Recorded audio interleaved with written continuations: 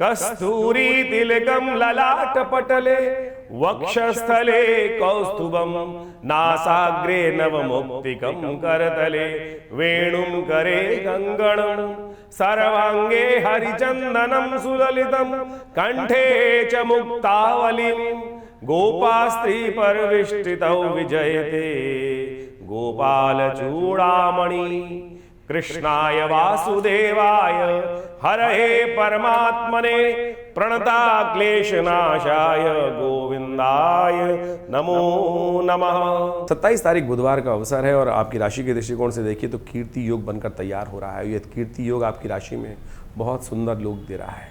ऐसे में एकादशी जो है बुधवार को पड़ गई है। कमला एकादशी वृद्धि की तरफ गई एकादशी और एकादशी का योग बुधवार को भी बना, द्वादशी युक्त बना, बहुत सुंदर योग बनकर तैयार है और आपकी राशि में कीर्ति योग बन रहा है। कहीं ना कहीं बृहस्पति की पूर्ण दृष्टि इस वक्त आपके चंद्रमा पे भाग्य युक्त पड़ रही है और ये कहीं ना कहीं आपके भाग्य से भाग्य फलति सर्वत्र न च विद्या न च पौरुषम शास्त्र कहता है ना, तो ये लाभ देने के लिए बहुत सुंदर संकेत है। ईश्वर स्वयं आपको लाभ देने के लिए रास्ते बना रहा है, तो संकोच त्यागिए, थोड़ा ईश्वर की शरण में जाइए और छोड़ दीजिए अपनी पताका जो है भगवान के हाथ में।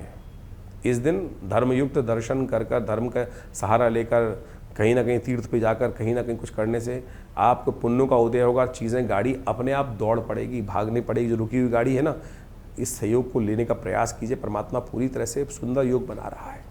तो इस बुधवार के दिन सुंदर रूप से भगवान विष्णु का सुंदर पूजन व्रत जागरण जो करेगा, कमला जो इस वक्त जो कमला एकादशी का सुंदर पुरुषोत्तम एकादशी का योग बना हुआ है, सहस्त्र गुना प्रभाव सुंदर उत्पन्न करने का योग बनाएगा। 28 तारीख बृहस्पतिवार का अवसर और ऐसे में त्रयोदशी के साथ में योग बन रहा है। द्वादशी त्रयोदशी का योग बन रहा है, प्रदोष का योग बन रहा है, गुरु प्रदोष का योग बन रहा है। कीर्ति योग आपकी जो गजकेसरी योग आपकी राशि में बना हुआ है। लाभ देने की स्थिति जो उत्पन्न होती दिखाई दे रही है, कहीं ना कहीं आपकी राशि के दृष्टिकोण से आपके विरोधी भी आपके लिए कहीं ना कहीं अच्छी बात रख सकते हैं। कई बार आपकी राशि में ऐसा योग बन रहा है कि आपके लाभ लेने की स्थिति ऐसी है कि कहीं ना कहीं आप निचड़े हुए नींबुओं से भी रस निकालने का सामर्थ्य बना सकते हैं। और वो तभी होता है जब भगवान साथ दे, समय आपका साथ दे। समय आपका साथ दे रहा है। समय को समझते हुए, चीज़ को समझते हुए इस वक्त जोर लगाने का सही अवसर है। कार्य करने का प्रयास करें। प्रदोष है इस दिन, त्रयोदशी शाम को पड़ रही है, इसलिए प्रदोष का योग बन गया है। हो सके तो भगवान इस वक्त आपकी राशि में जो ग्रहों का योग चल रहा है, राहु ठीक नहीं चल रहा है, बिल्कुल ठीक नहीं चल रहा। राहु कहीं ना कहीं कष्ट पहुंचाने का कार्य कर रहे हैं। प्रदोष की सुंदर तिथि में 7:30 ही चल रही है। हो सके तो भस्माभिषेक भगवान शंकर का अवश्य करने का प्रयास करें। इस वक्त शनि का उपाय आपको 1 साल के लिए बहुत ज़रूरी है। हो सके तो ये शनि का धागा अपने पैर में धारण करने का प्रयास करें। ये शनि का धागा जो है कहीं ना कहीं मंत्र जप से, ऐसा धागा लेकर शनि के मंत्र से, हनुमान जी के मंत्र से इसको जप कर कर सिद्ध कर कर स्वयं धारण करने का प्रयास कीजिए। कष्ट से दूर करने का योग अवश्य आपकी राशि में बनेगा। कष्टों को दूर करने का रास्ता यदि आपने बना लिया फिर आनंद रहेगा।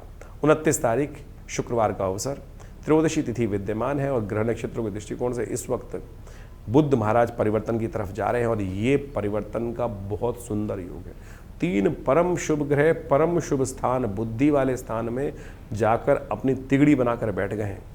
अब बुद्धि यदि आपकी ठीक हो गई, 3 परम शुभ, इससे ज़्यादा शुभ योग बन नहीं सकता आपकी राशि के दृष्टिकोण से। ये वारे न्यारे करने का शुभ योग आपकी राशि में विद्यमान हो गया है। इसका आनंद लेने का समय बिल्कुल ठीक है। तो कोशिश ये करें अपने भ्रम की स्थिति को हटा दें। जो बुद्धि निर्णय ले रही है बिल्कुल ठीक लेगी। देवयोग से ऐसा योग बनकर तैयार है कि बुध, बृहस्पति और शुक्र तीनों परम शुभ स्थिति में रहते हुए आपकी बुद्धि वाले भाव में लाभ देने की स्थिति उत्पन्न करते दिखाई दे रहे हैं। तो इसका लाभ लेते हुए कार्य करने का प्रयास करें, कल्याण होगा। 30 तारीख शनिवार का अवसर, चतुर्दशी तिथि विद्यमान है और इस दिन ग्रहों का परिवर्तन का योग बन रहा है। सत्यव्रत इसी दिन होगा। इस दिन थोड़ा ध्यान रखते हुए कार्य करने की ज़रूरत है। आपकी राशि के दृष्टिकोण से मेहनत ज़रूर लग जाती दिखाई दे रही है, लेकिन मन में कहीं ना कहीं संशय हर चीज़ में उत्पन्न होता दिखाई दे रहा है। संशय को त्यागने का आपको प्रयास करना चाहिए। भ्रम की स्थिति को त्यागने का प्रयास करना चाहिए। चंद्रमा कमज़ोर स्थिति में है, राहु आपकी राशि में चल रहा है, तो कहीं ना कहीं छोटी छोटी बात में मेहनत कर रहा हूँ कहीं और लाभ ले जाएगा, बिल्कुल नहीं ले जाएगा लाभ। आपके लिए आपकी मेहनत आपके लिए ही काम करेगी। ऐसा योग आपकी राशि में बन रहा है तो भ्रम को त्याग दीजिए, वो आपके लिए बहुत ज़रूरी है। शनिवार का दिन है, हो सके तो इस दिन आपकी राशि में भ्रम की समस्याओं को ठीक करने के लिए आपको एक विशेष उपाय करने का प्रयास करना चाहिए। आपकी राशि के अनुसार से इस दिन आपको शनि के मंत्र का जप करना चाहिए। ओम प्रांग प्रीं प्रोंग से शनिश्चराय नमः। हो सके तो आपको तिल का दान करने का प्रयास करना चाहिए। ये छोटे छोटे उपाय कर लीजिए, कल्याण होगा। और सबसे श्रेष्ठ तो है कि इस दिन सत्यनारायण व्रत करें, इससे श्रेष्ठ कोई उपाय नहीं है। जागरण करें, भगवान ओम नमो नारायण, थोड़ी देर चंद्रमा की रोशनी में बैठें, मन को बल मिलेगा। चंद्र दर्शन करें इस वक्त शाम के समय, और सत्य व्रत का पालन करते हुए चंद्रमा की दृष्टि में बैठकर, रोशनी में बैठकर ओम नमो नारायणाय इसका कम से कम 108 बार पाठ कर लीजिए। चंद्रमा बल देगा और बहुत सारी चीज़ों को ठीक करने का रास्ता बनाएगा। 31 तारीख रविवार का अवसर, पूर्णिमा तिथि विद्यमान है, और ये पूर्णिमा ज्येष्ठ के में पड़ने वाले इस वक्त मलमास पुरुषोत्तम मास की पूर्णिमा है आपकी राशि के दृष्टिकोण से। तो इस समय ग्रह नक्षत्रों के दृष्टिकोण से बहुत शुभ दिवस आपके लिए उपस्थित है। पितरों के निमित्त अवश्य कुछ कार्य करने का प्रयास करना चाहिए। हमारी संस्कृति में तो पितरों का कार्य सबसे पहले बताया गया है, उसको पहले करना चाहिए। इस दिन कहा जाता है हमारे जीवन में कई बार अनचाहे कष्ट चल रहे होते हैं, और इस वक्त आपकी राशि में तो 7.5 चल रही है, राहु लग्न में चल रहा है। कहीं ना कहीं कुछ ना कुछ, जब जिन्होंने अपने पितृ ऋण से निवृत्त नहीं हुए हैं उनके लिए हर काम में विघ्न उपस्थित होने के योग बनते दिखाई दे रहे हैं। तो उनको ठीक करने के लिए 2.5 साल बाद एक योग बना है।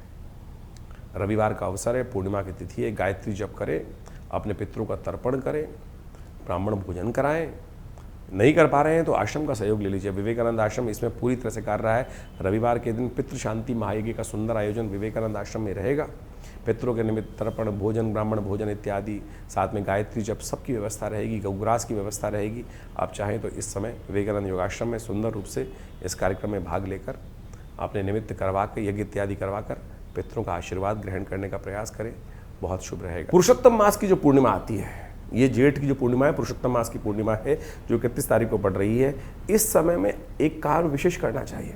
कहा जाता है पुरुषोत्तम मास अपने पितरों की तर्पण के लिए, पुत्रों के ऋण से निवृत्त होने के लिए सबसे श्रेष्ठ माना जाता है। वैसे तो कहा जाता है पूरे के पूरे 30 दिन तक अवश्य अपने पितरों के निमित्त तर्पण इत्यादि करना चाहिए, यज्ञ इत्यादि करना चाहिए, क्योंकि ये काल जो है यज्ञ के लिए, कथा के लिए, तर्पण के लिए ही, पितरों के निमित्त करण करने के लिए सबसे श्रेष्ठ माना गया है। तो इस समय में हो सके तो जितना तीर्थाटन करें, हो सके तो जितना अपने पितरों के निमित्त तर्पण इत्यादि करें। तो ये पूर्णिमा के दिन अवश्य ब्राह्मण भोजन कराएं, गऊ के निमित्त ग्रास निकालें। ये समस्त कार्य जो हो सकते हैं वो अवश्य गायत्री का कम से कम 108 बार जप कर लीजिए, और हो सके तो गऊ ग्रास अवश्य निकालने का प्रयास कीजिए। यदि आप कहीं विदेश में रहते हैं, बहुत सारी ऐसी जगहों शहरों में रहते हैं, आपके पास व्यवस्था नहीं है, तो विवेकानंद योगाश्रम में इन समस्त कार्यों के लिए पूर्ण व्यवस्था है। आप अपने पितरों के निमित्त अब कैसे लगाएं कि पितृ, कई बार समझता है लोगों को क्या होता है कि कई बार ये कष्ट हो जाता है कि हम जान नहीं पा रहे हमारे पितृ तृप्त हैं कि नहीं है। चाहे पितृ तृप्त हों, चाहे आपको लगे चाहे ना लगे, एक बात नहीं, पहले तो ये मान लीजिए अवश्य 3 पीढ़ी तक हर व्यक्ति को अपने पितरों के निमित्त तर्पण, भोजन दान, गऊ के निमित्त कुछ निवृत्त कार्य अवश्य करने चाहिए, जो शास्त्र में वर्णित ये अवश्य है। यदि बार बार कोई पितृ आपके सपनों में आ रहे हैं, कोई मित्रगण आपका जो चला गया है, कोई रिलेटिव है, बार बार सपनों में आपको दिखाई देता है, उसकी याद बार बार आती है, तो कहीं ना कहीं वो अपेक्षा कर रहा है कि हमारे लिए हो सकता है परिवार में, उनके घर में, किसी के लिए भी कर सकते हैं आप। जरूरी नहीं कि अपने पितरों के निमित्त अपने परिवार के लोगों के लिए ही तर्पण करना चाहिए। मित्र इत्यादि दूर का कोई संबंधी है, हम ऋषियों के लिए तर्पण करते हैं कि नहीं करते, हम विभिन्न देवताओं के लिए तर्पण करते हैं। तो मित्र इत्यादि, रिश्तेदार इत्यादि सबके लिए आप कुछ ना कुछ कर सकते हैं। जली तो छोड़ना है, ये अवश्य छोड़ने का प्रयास कीजिए। और यदि आपका काम, घर में शादी नहीं हो पा रही है, बहुत बार ऐसे कष्ट हो जाते हैं कि सब कुछ ठीक होते हुए, धन संपदा होते हुए भी घर में बच्चों की शादी नहीं हो पा रही है। पूरी मेहनत करते हुए भी कहीं ना कहीं ऐसा होता है कि कहीं ना कहीं इंडस्ट्री में, व्यवसाय में दिक्कत आ रखी है। सब कुछ बढ़िया होते हुए भी, सेवा करते हुए भी आपको क्रेडिट नहीं मिल रहा है। कहीं ना कहीं घर में कलेश ही कलेश चलते रहते हैं, हर कोई मनमुटाव करके बैठा हुआ है। सब कुछ सेवा करने के बाद भी तो हो सकता है कहीं ना कहीं समस्या हो। तो उनके निमित्त अवश्य एक काम किया कीजिए, कुछ ना कुछ इस पुरुषोत्तम मास में उनके निमित्त तर्पण कर दीजिए, ब्रह्म भोजन करा दीजिए, गायत्री जप करा दीजिए। और विवेकानंद योगाश्रम में हमने विपूर्ण व्यवस्था करी है कि आप सब अपने पितरों के निमित्त गायत्री जप इत्यादि सब कराने की व्यवस्था ले सकते हैं, लाभ ले सकते हैं, और पूरी तरह से आप इस कार्य को लाभ लेकर करने का प्रयास कीजिए। बहुत वर्षों बाद ये योग बना है जेठ के महीने में, ये ऐसे मत जाने दीजिए। पुरुषोत्तम मास का अद्भुत महात्म शास्त्र में बताया गया है, हम पूरी तरह से आपका उसका महात्म बताते हैं, सुनिए। ग्रहों की गणना अभी आपने समझी, तिथि के अनुसार से आपकी राशि के दृष्टिकोण से क्या कुछ फर्क पड़ रहा है, लेकिन उन सबके कष्टों को दूर करने के लिए अनेक उपाय शास्त्र में वर्णित है। लेकिन इस वक्त पुरुषोत्तम मास चल रहा है, ये भारतीय संस्कृति के अनुसार से एक समय की ऐसी कालगणना है कि जिसमें जो कार्य आप करोगे, दान, पुण्य, तप, व्रत, इसका 100 गुना अधिक प्रभाव होगा। यानी ये समय वास्तविक तौर पे समझ लीजिए अपने पुण्यों को एकत्र करने वाला है। जीवन में कष्ट क्यों आते हैं कि पुण्य घट जाते हैं। जीवन में यदि हमारे पुण्य अधिक मात्रा में हो तो समय कैसा भी खराब चल रहा हो हमें उसका पता ही नहीं चलता। ये ऐसे प्रत्यक्ष रूप से ज्योतिष गणनाओं के अनुसार से कहा गया है। और पुरुषोत्तम मास तो वो मास है जिसमें आध्यात्मिक उन्नति, पुण्य को अर्जन करने के लिए जो भी कर्म किए जाते हैं उसका एक दुर्लभ अवसर माना गया है। और सरल विधि, बड़ी सरल विधि से भगवान कृष्ण की केवल उपासना कर ओम नमो भगवते वासुदेवाय, इस मंत्र का केवल जप करके ही आप अपने पुण्यों को अद्भुत रूप से बढ़ाने का अद्भुत कार्य कर सकते हैं। भगवान विष्णु का कैसे ही पूजन किया जाए।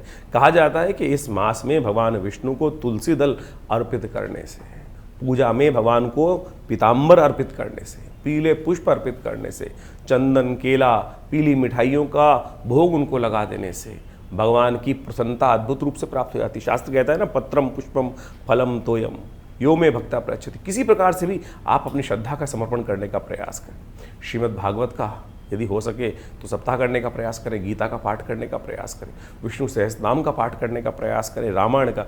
ये वास्तविक तौर पे अपने पुण्यों को बढ़ाने के लिए। देखिए एक बात समझ लीजिए, आए थे हरि भजन को ओटन लगे कपास। ज्योतिष को बहुत सारे लोग केवल शास्त्र शून्य, अध्यात्म शून्य मान लेते हैं।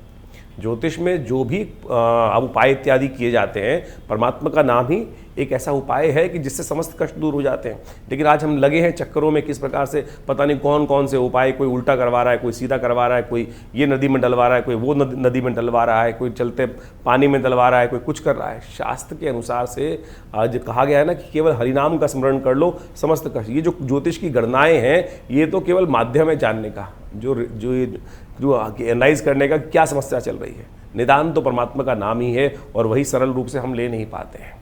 तो इस पुरुषोत्तम मास में कोशिश ये करें, अत्यधिक सेवा करने का प्रयास करें, दान पुण्य करने का प्रयास करें। अपनी क्षमता के अनुसार अन्नदान, दीपदान, तुलसी का पौधा इत्यादि भी लगा देंगे ना तो वो भी पुण्य को बढ़ा देगा।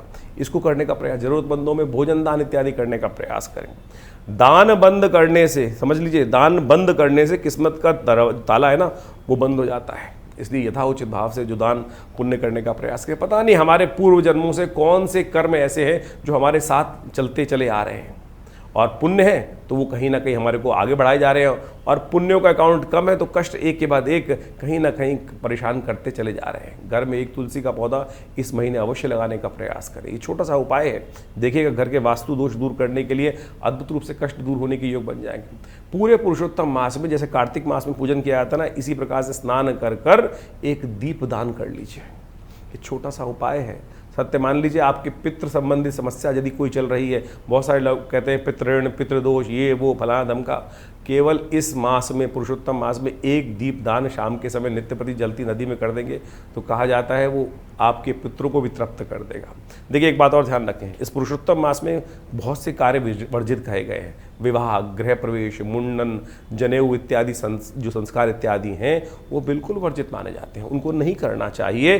क्योंकि इस मास की गणना, ये मलमास माना जाता था पहले, लेकिन जब मलमास पद्म पुराण में बहुत अत्यधिक कथा ही, जब इसके अंदर जो शास्त्र में कहा गया है कि पुरुषोत्तम मास में किया गया कोई भी सत्कर्म कार्तिक मास के समान पुण्य होता है, तो कहा जाता है कि एक बार शास्त्र के दृष्टिकोण से कहा जाता है कि मलमास जिसका नाम पड़ा, जिसमें संक्रांति नहीं आती, यानी जिस मास के अंदर, जैसे आप मान के चलें चैत्र, वैशाख, जेठ, इस सब में एक संक्रांति आती है विशेष तौर पे, लेकिन जिस मास में 32 महीने 16 दिन बाद 4 घड़ी के एक अंतर से एक ऐसा समय आ जाता है कि जिसमें महीना जो है वो ऐसा खत्म हो जाता है कि संक्रांति बीच में पड़ती ही नहीं है। तो जब वही मलमास माना जाता है कि यानी मलमास पड़ गया, तो कहा जाता है कि एक बार भगवान बड़ा परेशान हुआ मलमास कि मुझको मलमास बना दिया गया है। तो भगवान कृष्ण के समक्ष, भगवान विष्णु के समक्ष पहुँचे मलमास कि महाराज इस पूरे संसार में मुझे परित्यक्त कर दिया गया है, मुझे मल के रूप में जाना जाता है, अधिक मास के रूप में जाना जाता है। तब भगवान ने प्रसन्न होकर, भगवान तो बड़े करुणा निधान है, उन्होंने पुरुषोत्तम मास पे, इस मलमास पे कृपा करी और अपना नाम दे दिया और कहा इस मंथ मास में जो भी कोई हरिनाम का स्मरण करेगा, हरिनाम का संकीर्तन करेगा, उसके समस्त दोष दूर हो जाएंगे। ग्रह गणना तो आपने समझ ली, ये पुरुषोत्तम मास भी ग्रह गणना एक तरफ, परमात्मा का नाम एक तरफ। यदि परमात्मा का नाम स्मरण करके आप जो भी कार्य करेंगे तो आप सत्य माने कल्याण का सुमार्ग आपके जीवन में बन जाएगा। इसलिए शास्त्र के दृष्टिकोण से जो भी हो सके, और इस बार तो जेठ के महीने में ये मलमास पड़ा है, अधिक मास पड़ा है, पुरुषोत्तम मास पड़ा है, तो क्या करें, परमात्मा का स्मरण करने का प्रयास करें। और हम इस विशेष अवसर पर जितने भी मंगल पढ़ रहे हैं, हमने जेठ के इस महीने में विशेष तौर पर बड़ा मंगल माने जाते हैं। हमने विवेकानंद योगाश्रम में उन समस्त कष्टों को दूर करने के लिए विशेष कार्यक्रम रखे हैं। देखिए, एक बात माने, भारतीय संस्कृति के अनुसार से हमारे ऋषि मुनियों की अद्भुत शोध है देवता की उपासना करना। उनमें भी इस कलिकाल में कहा जाता है कि भगवान हनुमान जी की सुंदर उपासना ऐसी है जो तत्क्षण फल देने वाली है। तत्क्षण, जी हाँ, 2 उपासनाएं बताई गई हैं शास्त्र के दृष्टिकोण से। एक तो पितरों के निमित्त अवश्य जो कार्य करते हैं, एक तो आपके पितृ बड़े हितैषी होते हैं। और ऐसा मत मान लीजिए, बहुत सारे लोग तथाकथित तौर पे ऐसा समझ लेते हैं कि पितृ किसी की मृत्यु हो गई तो वो समय खत्म, उसको कुछ कार्य नहीं है। अरे कहीं नहीं जाते, 3 पीढ़ी तक वो आपके पास ही रहते हैं, सब कार्य देखते हैं, अपेक्षा करते हैं कि ये कोई हमारे लिए करते हैं कि नहीं करते कार्य। और सत्य माने ऐसी एक नहीं अद्भुत घटनाएं हैं जिसके माध्यम से ऐसा पता चलता है कि पितरों ने उन व्यक्ति के जीवन को तार दिया, कष्ट समस्त हर लिए। यहाँ तक कि भारतीय शोध विज्ञान के जो ऋषि गण हुए हैं, उन्होंने ही इसके बारे में नहीं लिखा है, बाहर के राइटर्स ने, एनी बेसन ने, डब्ल्यू लेड बीटर ने ऐसी ऐसी पुस्तकें लिखी हैं जिसके माध्यम से आपको समझ में आना चाहिए कि वो पिता जो दिव्य आत्माएं हैं, दिवंगत आत्माएं हैं, वो अद्भुत रूप से कष्टों को दूर करने के लिए आती हैं। एक इनविजिबल हेल्पर नाम से किताब लिखी, हमारे आश्रम से किताब छपी है जिसका नाम है प्रेतात्माओं से मिली है। ऐसी अद्भुत रहस्य की बातें हम लोगों ने उसमें लिखी, शोध की बातें लिखी हैं कि कैसे वो दिवंगत आत्माएं आती हैं और हमारे के जीवन में बहुत सारे कष्ट दूर करके चली जाती हैं। एक व्यक्ति हमारे आश्रम पे आए, बहुत वर्ष पुरानी बात है, मैं बहुत छोटा था, पिताजी के साथ में बैठा हुआ था। फरीदाबाद से एक व्यक्ति आया और उसने पिताजी के समक्ष अपनी बात रखी कि महाराज, मुझे ऐसे ऐसे मेरे भाई, जिसकी बड़े भाई की मृत्यु हो गई थी, और वो सपने में आकर कुछ भाव बता के गया है। पिताजी ने कहा, पूरी बात बताओ, क्या हुआ? महाराज, मैं ऐसे सो रहा था एक दिन, और सोते हुए क्या हुआ कि मुझे ऐसा लगा कि भाई आवाज़ दे रहा है, उठ, जल्दी उठ भाई। उसकी भाई की मृत्यु हो गई थी और आवाज़ आई उसको भाई की, भाई उठ, जल्दी उठ, घर में चोर आए हुए। वो खट से उठा और उसने देखा, इसे उठ के, पुराने ज़माने की बात है, करीब 30-35 साल पुरानी बात बता रहे हैं आपको हम, और खटपट हुई होगी। तो क्या हुआ कि वो जो बाहर थी भैंस इत्यादि बंधी हुई थी, उसको खुली भैंस मिल गई, और जैसी खटपट हुई होगी, उठा होगा, तो वो चोर भाग गया। यानी भैंस जो उसको चुरा के ले जा रहे थे जो लोग, वो छोड़कर भाग गए। उसको कुछ दिन बाद फिर वही सोते हुए आभास हुआ कि भाई की आवाज़ आ रही है कि भाई चिंता मत कर। उस बड़े भाई की एक बेटी थी जिस शादी योग्य थी, और छोटा भाई बड़ा परेशान था कि अब पैसे है नहीं इतने, शादी कैसे करूँगा। और उसने पिताजी को आके बताया कि ऐसे ऐसे आभास हुआ है कि बड़े भाई ने मुझे कहा है सपने में आकर कि ये काम कर ले, इस काम में बहुत फ़ायदा होने वाला है, तो आगे जाकर इस काम में कर ले, और जो पैसे आए उसको शादी में लगा दिया। वो पूछने आया पिताजी से हमारे कि भाई ऐसा काम, मुझे ऐसा आभास हुआ है, इसको करना चाहिए नहीं करना चाहिए। पिताजी ने पूरा गणनाएं देख के कहा, अगर पितर आपके आए हैं और आपके समक्ष इस बात का सानिध्य कर रहे हैं, तो आपको ये कार्य अवश्य करना चाहिए। सत्य मानिए, उसने वो कार्य किया। अब मैं हम यहाँ वो बताना नहीं चाहते कौन सा कार्य वो करता था, लेकिन सत्य माने उससे उसको लाभ हुआ। तो आपके पितृ आपके सबसे बड़े हितैषी हैं, उनके निमित्त ये कार्य हमको अवश्य करना चाहिए। तो समझ लीजिए, भगवान हनुमान जी महाराज और पितृ इत्यादि आपके सबसे हितैषी है, तो उनके निमित्त जो कार्य कर सकते हैं अवश्य करने का प्रयास करो। इस जेठ के महीने में तो बड़ा जो मंगल पढ़ते हैं, बुढ़वा मंगल पढ़ते हैं, तो अद्भुत योग लेकर आते हैं। हमने उसके लिए विशेष तौर पे कार्यक्रम बनाए भी हैं, बहुत सारे यज्ञ इत्यादि चलते हैं। पितरों के निमित्त भी इस जो अधिक मास है, पुरुषोत्तम मास है, इसमें हमें गायत्री जप, ओम नमो भगवते वासुदेवाय, इसको अवश्य करने का प्रयास करना चाहिए। सत्य माने, अगर आपका ये ऋण निवृत्त, पितृदोष नाम की कोई चीज़ नहीं होती है, पितृ ऋण जरूर होते हैं, और पितृ ऋण से यदि हमारे जीवन में निवृत्ति हो जाए तो सत्य माने आधा भार कट जाता है। और साथ साथ हनुमान जी का स्तवन यदि हम कर लें तो आपके बहुत सारे कष्टों को दूर करने का सुंदर सुयोग बन सकता है। तो इस जो करीब 2.5 साल बाद ये पुरुषोत्तम मास आया है, साथ में जेठ के महीने में आया, वर्षों बाद ऐसा योग बना है, तो इसको जाने मत दीजिए। जितना हो सकता है पुण्य कार्य करने का प्रयास करें। सत्य मानिए, आगे आने वाली ग्रह गणना जो दिखाई दे रही है इस वक्त, बृहस्पति और शुक्र का जिस प्रकार का योग बना हुआ है, वो कहीं ना कहीं आप हर व्यक्ति के मन में द्वंद्व उत्पन्न करता दिखाई दे रहा है। और इस वक्त स्थितियां ऐसी हैं कि मनोमस्तिष्क 2 बार भागों में बटे हुए हैं। और अभी 1 तारीख के बाद से तो बृहस्पति महाराज उच्च के होने जा रहे हैं, महत्वपूर्ण परिवर्तन लाने का योग बना रहे हैं। ग्रह अपना शुभ और अशुभ फल बनाते हैं, योग बनाते हैं। लाभ और हानि उनको होती है जिनके पुण्य कम ज़्यादा होते हैं। तो इसलिए अपने यथाउचित भाव से पुण्यों को बढ़ाने का प्रयास करें। यदि ग्रह थोड़े हल्के भी होंगे ना, तब भी वो समय आपको पार करके ले जाएगा। और ग्रह बहुत अच्छे चल रहे हो और किसी व्यक्ति के पास पुण्य ही ना हो, तो फिर क्या मिलेगा उसको। तो इसलिए ये न कि न प्रकारेण संसार में अपने पुण्यों को हमें बढ़ाने का प्रयास करना चाहिए। बहुत सारे लोग तथाकथित तौर पर आपके बरो मस्तिष्क में कुछ प्रश्न चिन्ह डाल देंगे, कटाक्ष उपस्थित करने का प्रयास करेंगे, सदमार्ग पर चलने को रोकेंगे। तो उन भ्रांतियों में ना फंसें। इस संसार में, तुलसी संसार में भांत भांत के लोग, पुण्य होगा तो अच्छे लोगों के साथ जुड़ जाओगे, और नहीं तो इस संसार में हर शाख पे ऐसे बदमाश बैठे हैं जो आप के लिए कहीं ना कहीं गड्ढे खोद के तैयार कर रहे हैं। और जब वक्त खराब आता है तो व्यक्ति उस पर फंस जाता है। और वक्त सही हो तो आप समझें, तुलसी बाबा ने जिस प्रकार से रामायण में कहा है ना, बिन हरि कृपा मिल ही नहीं संता। हरि कृपा कब होती है? जब हमारे पुण्य जागते हैं। तो इसलिए इस समय में आप कोशिश ये करें, पुण्य जगाने का प्रयास करें, ज्योतिष को इसी प्रकार समझने का प्रयास करें। नहीं तो फिर दुकान है, नग बेचने की दुकान ज्योतिष नहीं होनी चाहिए।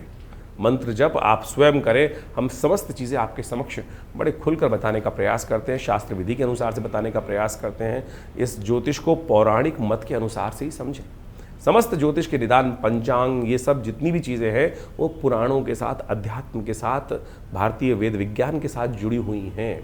तो इसी प्रकार से वो समझने का प्रयास करें। आज हर दूसरा आदमी ज्योतिष के साथ जुड़कर अनेक अनेक प्रकार से अपने अपने कहीं बहुत अनेक कितने उपाय कोई करा रहा है। कोई वास्तु ठीक कराने में लगा हुआ है, कोई कुछ ठीक कराने में लगा हुआ है। हम वास्तु की बात भी इस बात करना हम चाहते हैं, इस बारे में बताना चाहते हैं कि लोग आज आते हैं और 5-5 लाख, 2-2 लाख, 4-4 लाख की चीज़ों को बताकर और पता नहीं कैसे कैसे वास्तु को ठीक करने का प्रयास करते हैं। भारतीय संस्कृति में गृह प्रवेश जब करते हैं तो सबसे पूजन जब करते हैं, सबसे गृह आरंभ करते हैं, तो सबसे पहले वास्तु शांति कर दी जाती है। वास्तु शांति हो गई और उसके बाद फिर वास्तु दोष कैसे रह सकता है? अगर किसी विद्वान ब्राह्मण ने, पंडित जी ने आपके घर में वास्तु गृह आरंभ करते वक्त वास्तु शांति करा दी और उसके बाद आपने गृह प्रवेश के टाइम पर भी वास्तु को स्थिर कर लिया, फिर कैसे आपके जीवन में, आपके घर में कोई इस प्रकार के दोष हो सकते हैं? इसलिए इन भ्रांतियों से हटें। और बहुत सारे लोग 3 पैर के मेंढक, 4 पैर के मेंढक और पता नहीं क्या क्या कौन कौन सी चीज़ें घर में लगा के ला देते हैं। हमने तो ऐसा देखा है कि बहुत सारे, जो इतना बड़ा आदमी उतना ज़्यादा लोगों को उसको बनाने के लिए बहुत सारे जो है शातिर लोग कहीं ना कहीं घूमते रहते हैं। एक व्यक्ति मेरे आश्रम पे आए बहुत साल पहले, मुझे याद है, मतलब वो, मैंने बोला क्या करते हो? ये हवन में आए थे, रविवार के सुबह हवन में। बोले जब हम वास्तु दोष ठीक करते हैं लोगों का। मैंने क्या करते हो?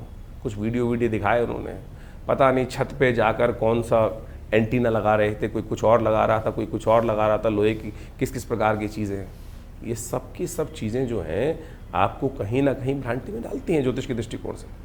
तो वास्तु शांति करनी है तो गृह आरंभ के टाइम पे ठीक कर लो, घर में वास्तु पूजा करा लो, आपके ग्रह अपने आप ठीक होंगे। कभी कभी अपने घर में पूजा पाठ, यज्ञ इत्यादि करवाया कीजिए।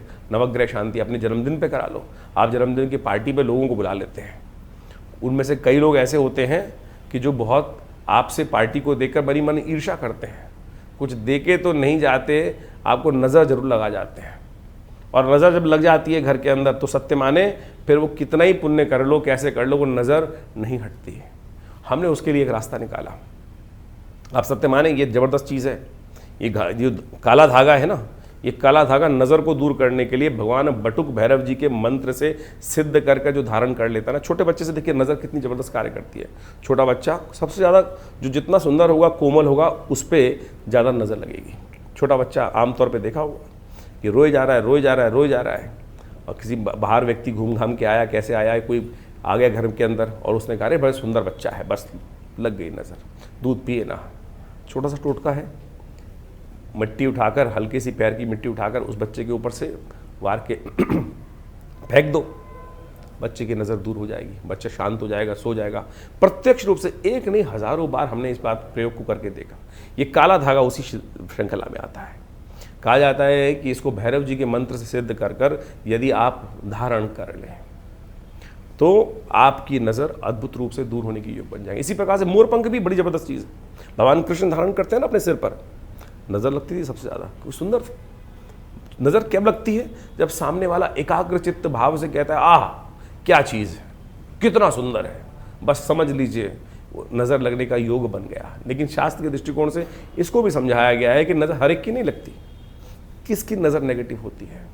जिसने गलत प्रकार का भोजन किया हो, किसी भी प्रकार से गलत प्रकार का भोजन इत्यादि करने वाले व्यक्ति के साथ में बहुत सारी चीज़ें हैं, उस संबंध में यहाँ पर बताना ठीक नहीं रहेगा। शास्त्र के दृष्टिकोण से उन सब बातों को बताया गया है। वैसे एक बात मान लीजिए, किसी व्यक्ति ने कभी विष्ठा खाई हो, बाल्यकाल में बहुत सारे बच्चे गलती से विष्ठा खा लेते हैं, मलमूत्र अपना ही खा लिया। कहा जाता है शास्त्र के दृष्टिकोण से जिस व्यक्ति ने की नज़र किसकी खराब लगती है, किसी व्यक्ति ने बाल्यकाल में अपनी विष्ठा खा ली हो तो उस व्यक्ति की नज़र हमेशा लगेगी।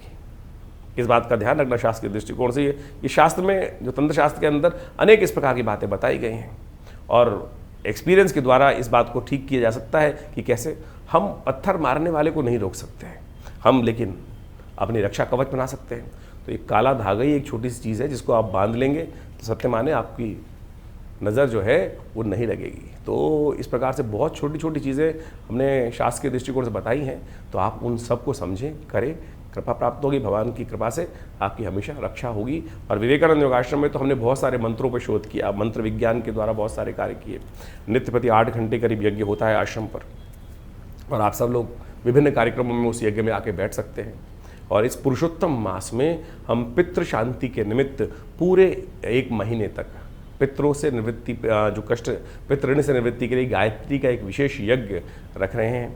आप अपने पितरों के निमित्त गायत्री के उस यज्ञ में भाग ले सकते हैं, अपने नाम से करा सकते हैं।